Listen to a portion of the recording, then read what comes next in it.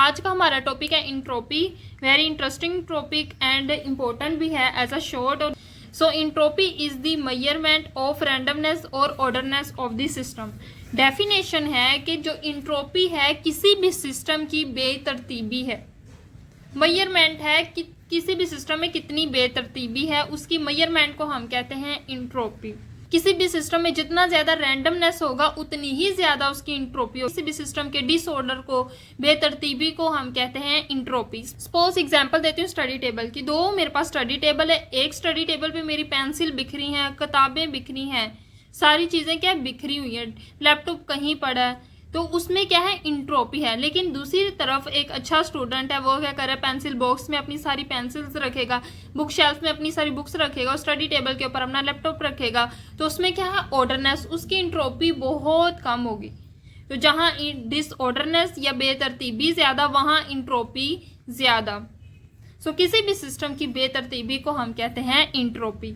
Other word, जितनी ज्यादा बेतरतीबी होगी ना, उतने ही ज्यादा तरीकों से वो अपने सिस्टम की जो एनर्जी है उसको डिस्ट्रीब्यूट करेगा। So entropy is the measurement of number of way energy can be distributed within a system at a specific temperature. अगर मैं आप किसी भी सिस्टम की बात करें, केमिस्ट्री में किसी भी सिस्टम की बात करें, तो उसमें मेन चीज होती है एनर्जी।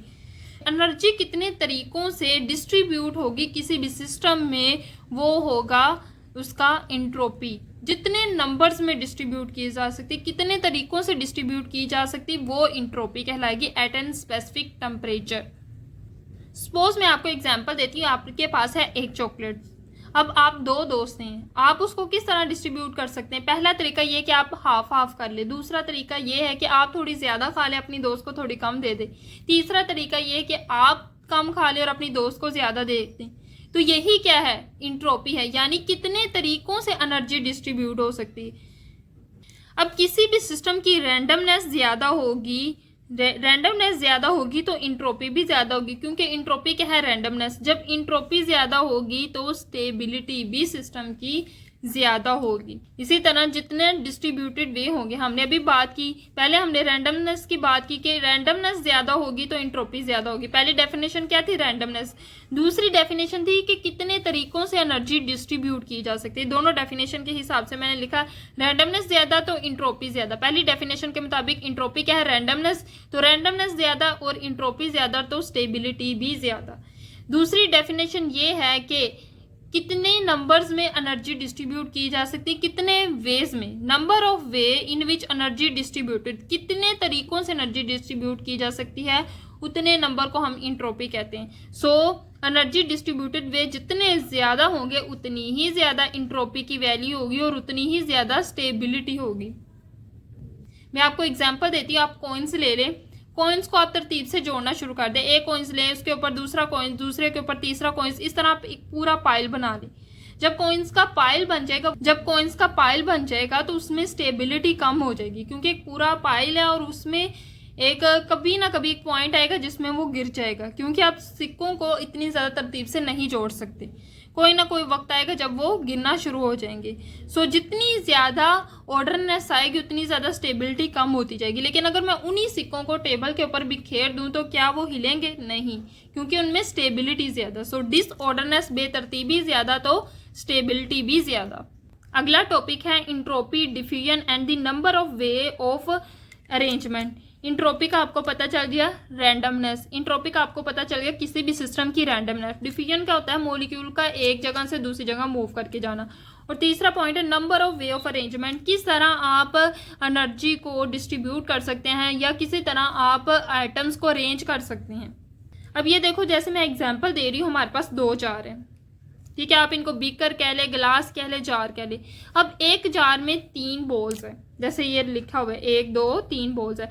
अब मैंने क्या करना है, इसको कितने तरीकों से मैं जार में अरेंज कर सकती हूँ वो बताना, यानी प्रोबेबिलिटी बतानी है, कितनी प्रोबेबिलिटी है, कितने तरीकों से हम इन बॉल्स को इन दोनों जार में अरेंज कर सकते हैं। तो उसका एक फॉर्मूला होता है उसको फाइंड आउट करने का, x की पावर y। अब y क्या है? नंबर ऑफ मॉलिक्यूल, कितने नंबर ऑफ मॉलिक्यूल हैं या कितने नंबर ऑफ बॉल्स है। इधर तो मैंने बॉल की एग्जांपल दी ना, तो कितनी नंबर ऑफ बॉल्स हैं वो ऊपर लिख देना, और x कितनी जगहों में आपने डिस्ट्रीब्यूट करना है। सपोज ये दोनों जार हैं, इन दोनों जार में ही मैंने ये 3 बॉल्स डिस्ट्रीब्यूट करनी, तो x की जगह क्या आ जाएगा 2, यानी 2 प्लेसेस ही हैं हमारे पास डिस्ट्रीब्यूट करने के लिए। x की जगह आ जाएगा 2, y की जगह कितनी बॉल्स है, ये कितने मॉलिक्यूल्स है, 1 2 3 ऑफ मॉलिक्यूल्स है, तो y की जगह आ जाएगा 3। तो इसको किस तरह लिखेंगे, 2 की पावर 3 का मतलब 2 मल्टीप्लाई 2 किसके बराबर होगा, 2 2 ज़ा 4 4 2 ज़ा 8, यानी इसको अरेंज करने के 8 वेज हैं। इन बॉल्स को दोनों जार में डिस्ट्रीब्यूट करने के 8 वेज है। सबसे अभी हमने पढ़ा कि मॉलिक्यूल्स को जार में अरेंज करने के 8 वे किस तरह। सबसे पहला वे है कि आप तीनों बॉल्स ए में रख दें और बी को खाली रहने दें। दूसरा ये है कि आप सारी बॉल बी में रख दें और ए को खाली रहने दें। ये 2 हो गए तरीके। अब तीसरा तरीका ये है कि आप 1 और 2, पहला और दूसरा बॉल जो है जार ए में रख दें और तीसरा बॉल जार बी में रख दें। इसी तरह चौथा वे क्या हो सकता है, पहला और तीसरा बॉल जो है वो आप जार ए में रख ले, 2 को उठा के बी में रख दें। पांचवा वे इस तरह हो सकता है कि आप 2 और 3 को ए में रहने दें और ये 1 को उठा के बी में रख दें। कितने हो गए, 5 वे हो गए। छठा वे ये हो सकता है, 6 वाला वे क्या हो सकता है, आप 3 को इधर ही रहने दें, 1 और 2 को उठा के बी में रख दें। और इसी तरह 7 वाला वे क्या हो सकता है, आप 1 को इधर रहने दें, 2 और 3 को उठा के बी में रख दें। 8वां तरीका ये है कि आप 2 नंबर वाली जो बॉल है उसको इधर ही रहने दें, 1 और 3 को इस जार में रख दें। तो इस तरह 8 तरीके हैं इन 3 बॉल को डिस्ट्रीब्यूट करने के इन दोनों जार में। जितनी ज़्यादा बॉल इंक्रीज करते जाएंगे ना, उतने ही ज़्यादा वे ऑफ अरेंजमेंट इंक्रीज करती जाएंगी। सपोज मैं एग्जांपल दे रही हूँ, अगर मैं इन 3 बॉल की जगह 4 बॉल यूज़ करूँ तो 2 की पावर क्या हो जाएगी 4, तो उसकी वैल्यू क्या आएगी 16, यानी 16 वे है अरेंजमेंट के मॉलिक्यूल्स के। तो जितने ज़्यादा नंबर ऑफ मॉलिक्यूल्स या नंबर ऑफ पार्टिकल्स इंक्रीज करते जाएंगे, उतनी ही ज़्यादा प्रोबेबिलिटी की वैल्यू आती जाएंगी, उतने ही ज़्यादा वे ऑफ अरेंजमेंट आएंगी। अगला हमारा टॉपिक है comparison of entropy value. Entropy value जो है वो किस किस चीज़ों पे डिपेंड करती है वो देख लेते हैं। एक तो नंबर ऑफ पार्टिकल्स, किसी भी एटम में कितने नंबर ऑफ पार्टिकल्स हैं इस पे भी डिपेंड करती है इंट्रोपी की वैल्यू। फिजिकल प्रॉपर्टीज, उसकी फिजिकल प्रॉपर्टीज क्या क्या है उस पर भी डिपेंड करती है। उसका बॉइलिंग पॉइंट क्या है, उसका मेल्टिंग पॉइंट क्या है, उस पर भी इंट्रोपी वैल्यू डिपेंड करती है। और फिजिकल स्टेट, यानी वो सॉलिड में है, लिक्विड में है, गैसियस स्टेज में, किस स्टेज में है, वो भी इफेक्ट करती है इंट्रोपी की वैल्यू। वो किस तरह आगे हम डिस्कस करते हैं। सबसे पहले देख लेते हैं नंबर ऑफ पार्टिकल्स। अगर तो कम नंबर ऑफ पार्टिकल्स हैं तो उसकी इंट्रोपी की वैल्यू कम होगी। जितने ज़्यादा नंबर ऑफ पार्टिकल इंक्रीज करते जाएंगे ना, उतनी ज़्यादा अरेंजमेंट डिस्ट्रीब्यूशन की इंक्रीज करती जाएंगी। तो according to definition entropy is the measurement of number of ways, कितने नंबर ऑफ वे हैं एनर्जी को डिस्ट्रीब्यूट करने के। किसी भी कंपाउंड में जितने ज़्यादा एटम इंक्रीज करते जाएंगे, उतने ही ज़्यादा डिस्ट्रीब्यूशन के जो वे हैं वो इंक्रीज करते जाएंगे और इंट्रोपी की वैल्यू इंक्रीज करती जाएगी। जैसे एग्जांपल ले रहे हैं, इधर हमारे पास कैल्शियम कार्बोनेट है, इधर हमारे पास कैल्शियम ऑक्साइड है। अब कैल्शियम कार्बोनेट की इंट्रोपी की वैल्यू 92.9 जूल पर केल्विन पर मोल और कैल्शियम ऑक्साइड की वैल्यू है 39.7 जूल पर केल्विन पर मोल। अब दोनों में देखो तो कितना ज़्यादा डिफरेंस है। कैल्शियम ऑक्साइड की वैल्यू कम है और कैल्शियम कार्बोनेट की वैल्यू काफ़ी ज़्यादा। क्यों? क्योंकि कैल्शियम कार्बोनेट में देखिए तो टोटल जो है वो 5 एटम्स हैं और इसी तरह कैल्शियम ऑक्साइड की बात करें तो 2 एटम है। यानी नंबर ऑफ पार्टिकल्स या नंबर ऑफ एटम के इंक्रीज करने से इंट्रोपी की वैल्यू इंक्रीज होती है और जितने ज़्यादा नंबर ऑफ पार्टिकल कम होते जाएंगे, इंट्रोपी की वैल्यू भी कम होती जाएगी। सेकेंड फैक्टर है फिजिकल स्टेट। फिजिकल स्टेट के चेंज होने से भी इंट्रोपी की वैल्यू जो है वो चेंज हो जाती। जैसे मैं एग्जांपल दे रही हूँ, अगर हमारे पास एक सॉलिड है, ठीक है, ये हमारे पास सॉलिड में मॉलिक्यूल्स क्या होते हैं, एक दूसरे के बिल्कुल करीब होते हैं, हाईली ऑर्डर से अरेंज होते हैं। तो अब देखो ऑर्डरनेस आ गई, तो इसका मतलब ये है कि स्टेबिलिटी कम है। जितनी ज़्यादा बेतरतीबी होगी, बेतरतीब से मॉलिक्यूल डिस्ट्रीब्यूट होंगे, उतनी ही ज़्यादा इंट्रोपी होगी। लेकिन सॉलिड में क्या होती है, एलिमेंट्स की जो अरेंजमेंट है वो तरतीब में होती है, ऑर्डर में अरेंज होते हैं और एक दूसरे के साथ टाइटली बाउंड होते हैं और वाइब्रेशन भी नहीं शो कर सकते। वाइब्रेशन नहीं शो करेंगे तो डिसऑर्डरनेस नहीं आएगी, डिसऑर्डरनेस नहीं आएगी तो इंट्रोपी कम होगी, इंट्रोपी ना होने के बराबर होगी। इसी तरह ये क्या है, सॉलिड है।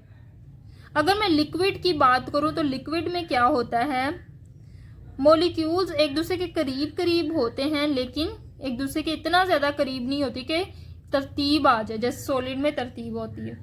सो लिक्विड की इंट्रोपी सॉलिड से ज़्यादा होती है, क्योंकि लिक्विड के मॉलिक्यूल्स इजीली मूव कर रहे होते हैं, लेकिन फिर भी वो कुछ ना कुछ मूवमेंट शो करते हैं सॉलिड की निस्बत। कुछ ना कुछ उनमें रैंडमनेस होती है, जिसकी वजह से उनकी इंट्रोपी जो है वो सॉलिड से ज़्यादा होती है। इसी तरह मैं गैशियस की बात करूं, गैशियस स्टेज की बात करूं, तो गैशियस स्टेज में मॉलिक्यूल्स एक दूसरे से बहुत दूर होते हैं, उनकी कोई आपस में इंटरेक्शन नहीं, वो इजीली फ्रीली मूव कर रहे होते हैं, यानी उनमें रैंडमनेस बहुत ज़्यादा हो जाती है। सारे एलिमेंट गैशियस स्टेज में इजीली मूव कर रहे होते हैं। सो गैशियस स्टेज में जो इंट्रोपी है वो लिक्विड और सॉलिड दोनों से ज़्यादा होगी, क्योंकि गैशियस स्टेज में डिसऑर्डरनेस, बेतरतीबी बहुत ज़्यादा होती है। मॉलिक्यूल्स अपनी मर्जी से जहां मर्जी मूव कर रहे होते हैं, और मॉलिक्यूल्स की जो डिस्ट्रीब्यूशन है वो भी ज़्यादा होती है। सो जैसे एग्जांपल दी है आइस, वाटर और वाटर वेपर। सबसे पहले आइस है, जो कि एग्जांपल है एक सॉलिड की। आइस की इंट्रोपी है 48 जूल पर केल्विन पर मोल। इसी तरह वाटर है, देन वाटर की जो है वो 69.9 जूल पर केल्विन पर मोल है। इसी तरह वाटर वेपर्स की बात करें, उनकी 188.7 जूल पर केल्विन पर मोल है। अब ये देखो, ये हमारे पास गैस की एग्जांपल है, ये हमारे पास लिक्विड की एग्जांपल है, ये हमारे पास सॉलिड की एग्जांपल। तो सबसे ज़्यादा इंट्रोपी की वैल्यू हो वाटर वेपर्स, जो कि गैस की फॉर्म में। इनकी इंट्रोपी की वैल्यू क्यों ज़्यादा है? क्योंकि इसमें वाटर के मॉलिक्यूल इजीली मूव कर रहे होते हैं, एक दूसरे से बहुत दूर होते हैं।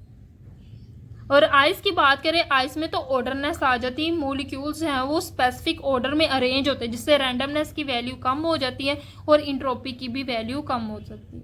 थर्ड फैक्टर था फिजिकल प्रॉपर्टी। फिजिकल प्रॉपर्टी भी जो इंट्रोपी की वैल्यू उसको बहुत ज़्यादा इफेक्ट करती है। किसी चीज़ का हार्ड या सॉफ्ट होना, ये उसकी प्रॉपर्टी है, फिजिकल प्रॉपर्टी। और जो चीज़ जितनी ज़्यादा हार्ड होगी, उसमें उतनी ज़्यादा एलिमेंट्स जो है एक दूसरे के करीब होते हैं, इसलिए वो काफ़ी ज़्यादा हार्ड होती है। अगेन ये जो हार्ड चीज़ होती है ना, वो ये सॉलिड की तरफ आ जाती है। जब वो चीज़ सॉलिड की तरफ आएगी तो इसमें रैंडमनेस की कमी हो जाएगी, इंट्रोपी की वैल्यू जो होगी कम होगी। इसी तरह कोई सॉफ्ट चीज़ है तो उसकी क्या बेतरतीबी, आप उसको किसी भी शक्ल में चेंज कर सकते हैं, किसी भी वे में आप उसको बना सकते हो। आप एग्जाम्पल ले लें, एक आपके पास है हार्ड बॉल और एक तरफ है आपके पास चाइना मिट्टी जो बच्चे यूज़ करते हैं। हार्ड बॉल को आप बिल्कुल एक ही तरह रख सकते हैं, उसके कोई वे नहीं है कि आप उसको किस तरह चेंज कर सकते हैं। उसमें क्या है, एक ऑर्डर में बॉल है, बॉल की एक स्पेसिफिक शेप है, एक ऑर्डर है। लेकिन चाइना मिट्टी जो बच्चे यूज़ करते हैं, वो कभी उसको किस चीज़ में शेप दे रहे होते हैं, कभी किस चीज़ में शेप दे रहे होते हैं, उसमें क्या डिसऑर्डरनेस बच्चे लेके आ रहे होते हैं, और उसकी वजह से उसकी इंट्रोपी की वैल्यू ज़्यादा होती है। इसमें आप एग्जाम्पल ले सकते हैं कार्बन। कार्बन की दो फॉर्म होती है, ग्रेफाइट और डायमंड। डायमंड जो है, डायमंड हार्ड में आती है। डायमंड अगर हम देखें तो वो उसकी बिल्कुल स्पेसिफिक एक शेप होती है, एक हार्ड चीज़ होती है। और इसी तरह सॉफ्ट में बात करें तो कार्बन की एग्जांपल दे ग्रेफाइट। ग्रेफाइट सॉफ्ट होता है, वो आप उसको किसी भी चीज़ में किसी भी शेप में चेंज कर सकते हैं। सो ग्रेफाइट की जो इंट्रोपी है वो ज़्यादा होगी देन डायमंड। सो अभी हमने इंट्रोपी के बारे में पढ़ा, कौन कौन से फैक्टर्स को इफेक्ट करते हैं। तो क्विक चेक के क्वेश्चंस कर लेते हैं। Explain the difference in entropy of each of the following pair of the substance in terms of their state and structure. उनकी स्टेट और स्ट्रक्चर की बना पे हमने बताना है कि उनकी जो वैल्यूज़ है वो डिफरेंट क्यों। जैसे ब्रोमीन जो है वो लिक्विड में है और उसकी इंट्रोपी है 151.6 जूल पर केल्विन पर मोल। इसी तरह जो आयोडीन है ये सॉलिड होती है और आयोडीन की वैल्यू है 116.8 जूल पर केल्विन पर मोल। तो ये देखो सॉलिड और ये क्या है, लिक्विड। हमने बात की थी कि लिक्विड जो है उसकी वैल्यू ज़्यादा होती है इंट्रोपी की देन सॉलिड, क्योंकि सॉलिड में डिसऑर्डरनेस कम हो जाती है और लिक्विड में डिसऑर्डरनेस ज़्यादा होती है सॉलिड की निस्बत। इसकी वजह से इसकी इंट्रोपी की वैल्यू ज़्यादा है। देन सेकंड है हाइड्रोजन गैस और मीथेन गैस। अब दोनों ही किस स्टेज में है, गैसियस स्टेज में, लेकिन इन दोनों का स्ट्रक्चर देखें तो इसमें सिर्फ दो ही हाइड्रोजन के एटम होते हैं। लेकिन अगर आप इनमें नंबर ऑफ पार्टिकल्स की बात करें तो हाइड्रोजन गैस में 2 एटम्स हैं, जबकि मीथेन की बात करें तो जितने ज़्यादा पार्टिकल्स इंक्रीज करते जाएंगे, जितने ज़्यादा नंबर ऑफ एटम इंक्रीज करते जाएंगे, उतनी ही ज़्यादा इंट्रोपी की वैल्यू आती जाएगी। इसकी वजह से मीथेन की वैल्यू जो है वो हाइड्रोजन से ज़्यादा है। थर्ड वन है हमारे पास मरकरी, जिसकी इंट्रोपी की वैल्यू है 76 जूल पर केल्विन पर मोल। और इसी तरह सोडियम है जो कि सॉलिड स्टेट में है, उसकी है 51.20 जूल पर केल्विन पर मोल। अब किसकी ज़्यादा है? मरकरी की। क्यों? क्योंकि मरकरी जो है लिक्विड स्टेट में, थर्मोमीटर में आप देखते हैं कि जो लिक्विड होता है जैसे टेम्परेचर को मेजर करने के लिए वो मूव करता है, वो हमारे पास मरकरी होती है। सो लिक्विड स्टेट में होती है, सॉलिड स्टेट की निस्बत लिक्विड की इंट्रोपी ज़्यादा होती है, इसकी वजह से इसकी इंट्रोपी जो है वो इसकी निस्बत ज़्यादा है। देन आते हैं SO2 जो कि गैसियस स्टेट में सल्फर डाइऑक्साइड गैस, और इसी तरह SO3 ये लिक्विड स्टेट में होती है और इसकी वैल्यू है 95 जूल पर केल्विन पर मोल, लेकिन इसकी वैल्यू देखो 200 से भी ज़्यादा है। तो इसकी वैल्यू इतनी ज़्यादा क्यों है? क्योंकि ये गैसियस स्टेज में है। गैस की इंट्रोपी की वैल्यू लिक्विड और सॉलिड से काफ़ी ज़्यादा होती है। क्यों? क्योंकि उसमें डिसऑर्डरनेस बहुत ज़्यादा होती है। देन हमारा लास्ट टॉपिक है इंट्रोपी चेंज इन रिएक्शन। कोई रिएक्शन होता है, रिएक्टेंट जो है वो प्रोडक्ट में चेंज होते हैं। जब भी रिएक्टेंट प्रोडक्ट में चेंज होंगे तो रिएक्शन के दौरान कुछ ना कुछ इंट्रोपी जो है वो चेंज होगी। अगर प्रोडक्ट की इंट्रोपी जो है वो रिएक्टेंट की निस्बत कम होगी तो हम कहेंगे नेगेटिव इंट्रोपी चेंज है, यानी जो इंट्रोपी है वो कम हुई है। सो दो ही इंट्रोपी के चेंज हो सकते हैं, पॉजिटिव चेंज हो सकता है, नेगेटिव चेंज हो सकता है। अगर तो प्रोडक्ट की इंट्रोपी की वैल्यू ज़्यादा होगी तो पॉजिटिव चेंज, अगर प्रोडक्ट की इंट्रोपी की वैल्यू कम होगी तो नेगेटिव चेंज। अब हम देख लेते हैं, if number of moles are more in product entropy change is positive. अगर तो नंबर ऑफ मोल्स जो हैं वो प्रोडक्ट के ज़्यादा होंगे तो इंट्रोपी की वैल्यू ज़्यादा होगी। सपोज ये हमारे पास एग्जांपल है CaCO3 की, कैल्शियम कार्बोनेट, ये डिकम्पोज होगी, कैल्शियम ऑक्साइड और कार्बन डाइऑक्साइड गैस बनेगा। अब ये कितने मोल है? 1 मोल, लेकिन बनने वाली जो चीज़ है 1 मोल ये और 1 मोल ये, 2 मोल हमारे पास प्रोडक्ट बन रहे हैं और जो रिएक्टेंट था वो 1 मोल था। तो इसके नंबर ऑफ मोल्स क्या हो गए हैं? इंक्रीज हो गए। नंबर ऑफ मोल इंक्रीज करने की वजह से वे ऑफ अरेंजमेंट है ना वो भी इंक्रीज हो जाएगी, number of way of distribution जो है वो भी इंक्रीज हो जाएगी। अब आप देखो जो रिएक्टेंट है वो किस स्टेज में है? सॉलिड स्टेट में, उनमें डिसऑर्डरनेस नहीं है, इंट्रोपी की वैल्यू बहुत कम होगी। लेकिन जो बनने वाले प्रोडक्ट हैं वो एक सॉलिड स्टेज में और एक गैसियस स्टेज में। गैसियस स्टेज होने की वजह से इसकी इंट्रोपी की वैल्यू ज़्यादा है बनिस्बत कैल्शियम कार्बोनेट के। अगली एग्जांपल है हमारा नाइट्रोजन पेंटाऑक्साइड है, वो डिकम्पोज हो रहा है नाइट्रोजन डाइऑक्साइड प्लस ऑक्सीजन में। अब देखो इसके कितने मोल थे? 2 मोल, लेकिन जो नाइट्रोजन डाइऑक्साइड है उसके कितने मोल बन रहे? 4 और 1 ये, टोटल प्रोडक्ट के 5 मोल बन रहे, लेकिन रिएक्टेंट के 2 मोल थे। नंबर ऑफ मोल इंक्रीज करने की वजह से जो वे ऑफ डिस्ट्रीब्यूशन है वो इंक्रीज हो जाएगी, जिसकी वजह से इंट्रोपी की वैल्यू भी इंक्रीज हो जाएगी। ऊपर वाली में तो ये था ना कि ये सॉलिड था और गैसियस बनने की वजह से भी, गैसियस प्रोडक्ट बनने की वजह से भी इंट्रोपी की वैल्यू इंक्रीज होगी, लेकिन नीचे वाली एग्जांपल में तीनों ही गैसियस स्टेज में। सो इंट्रोपी की वैल्यू क्यों ज़्यादा हो रही? इधर हमारे पास प्रोडक्ट की वैल्यू ज़्यादा है और इधर इंट्रोपी की वैल्यू जो है रिएक्टेंट की कम है। क्यों? क्योंकि जो रिएक्टेंट हैं उनमें नंबर ऑफ मोल्स कम थे, सिर्फ 2 थे, लेकिन प्रोडक्ट की बात करें तो प्रोडक्ट में नंबर ऑफ मोल्स 5 थे, ज़्यादा थे। सो जिस रिएक्शन में जो प्रोडक्ट बन रहे हैं उनकी इंट्रोपी ज़्यादा होगी, उस प्रोसेस को, उस रिएक्शन को हम कहते हैं spontaneous process. Spontaneous process, spontaneous कहते हैं जो खुद ब खुद रिएक्शन हो रहे होते हैं। अब देखो हमारी अगर अर्थ की बात करें तो इसमें दिन ब दिन डिसऑर्डरनेस आ रही है, तो ये क्या खुद ब खुद आ रही है, तो ये भी कौन सा प्रोसेस है? Spontaneous process. सो ये थी आज की वीडियो जिसमें हमने इंट्रोपी के बारे में पढ़ा, कंपैरिजन ऑफ इंट्रोपी वैल्यू, कौन कौन से फैक्टर हैं जो इंट्रोपी की वैल्यू को इफेक्ट करते हैं, और entropy change in reaction, reaction में भी इंट्रोपी चेंज के बारे में पढ़ा। मुझे उम्मीद है कि आपको हर चीज़ अच्छे से क्लियर हो गई होगी। आपने क्या करना होता है, जब भी मैं लेक्चर दे रही होती है आपने हर चीज़ को अच्छे से अब्जॉर्व करने की कोशिश करनी, हर कॉन्सेप्ट को जहन में बैठाने की कोशिश करनी। जब आपको कॉन्सेप्ट आ जाएगा ना तो याद करना बाएं हाथ का खेल होता है। सो वीडियो अच्छी लगी तो वीडियो को लाइक करें, मजीद इसी तरह की वीडियोस के लिए मेरे चैनल को सब्सक्राइब करें। दुआ में ज़रूर याद रखिएगा। अल्लाह हाफिज़।